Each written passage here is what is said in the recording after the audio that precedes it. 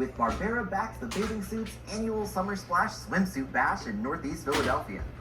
Local boys and girls beat the heat and stayed cool in the Max Myers Playground swimming pool thanks to new swimming suits, compliments of Gary Barbera and State Representative Jared G. Solomon of District 202.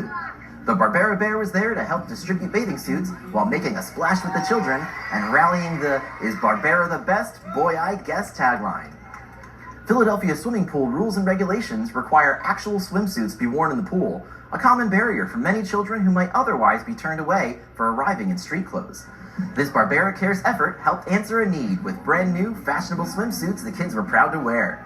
This giveaway was part of the Barbera Cares program, founded by Gary Barbera over 3 decades ago, when he realized that the surrounding communities of the greater Delaware Valley, places like Metro Philadelphia, southeastern PA, and southern New Jersey, could use a hand, and that he could use his success in the automotive business to make a difference. Since then, the Barbera Cares program has been able to support many local charities, programs, teams, and organizations that do their part in helping raise up the community, help the less fortunate, and make Philadelphia an even more wonderful place to live.